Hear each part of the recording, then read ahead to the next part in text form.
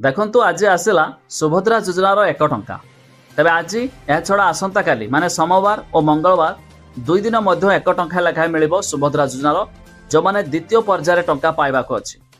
तेबे 1 टंका जहाकू आसीछि सेमाने मध्य बुधवार दिन अर्थात 9 तारिख रे मध्य 5000 टंका पाई परिबे। तेबे एनै एक बड़ अपडेट आसला जानिबा ता पूर्वरो वीडियो को लाइक करंतु, सब्सक्राइब करना थिले एबे सब्सक्राइब करी पाखर थिबा घंटी चिन्ह को दबाइ दियंतु। सुभद्रा योजनार प्रथम किस्तिर द्वितीय भाग आ 2 दिन पर प्रदान करा जिवो। सेथिपाई सरकारी स्तर रे जो पदक्षेप निया जिबा कथा ताहा निया जायछि। जो महिला माने 1 टंका पाइबे समानकर डाटाबेस करा जिबा सहित अकाउंट लिंक मध्य करायछि। तेबे परीक्षामूलक भावे आज ठारू से हिताधिकारी को 1 टंका लेखाए पठा जिवो। सेथिपाई महिला और शिशु विकास विभाग तरफरु पदक्षेप आरंभ करायछि। तेबे आज सोमवार और मंगलवार एही 2 दिन धरी परीक्षामूलक भावे 1 टंका प्रेरण करा जिवो। तेबे बुधवार दिन बारिपदारे आयोजित मेगा कार्यक्रम रे एही टंका मुख्यमंत्री मोहन माझी स्विच टीपी प्रेरण करिवे।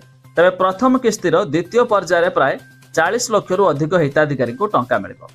या छड़ा जो माने ए द्वितीय पर्यायर टंका पाइबारु वंचित हेबे सेमाने तृतीय पर्यायर मध्य टंका पाइबे। एनै मध्य मुख्यमंत्री मोहन चरण माझी बड़ सूचना दैछंती। तबे जानि रखंतु मार्च मास 8 तारिख पूर्वरु ए टंका समस्त को मिल जिवो। आ मार्च 8 रे सेकेंड इंस्टॉलमेंट मध्य आसीबा को जाउची, अर्थात जे माने टंका पाइछंती सेमानकु आउ 5000 टंका लेखाए मिलिबो। तबे अधिक जानिया पई वेबसाइट रो लिंक आमे डिस्क्रिप्शन रो देइछु, आपण माने जाई चेक कर देबे। जाकी बड़ खुशी खबर आज अनेक हिताधिकारी को आसी 1 टंका लेखाए।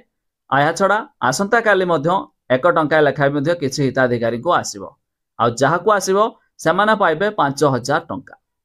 तबे आपण मानकु मिललानि कि नाही ता निहाती कमेंट करिवे। या छड़ा आपण माने केउ जिल्लारू वीडियो देखुचंती ताहा भी कमेंट करी जणाइबे।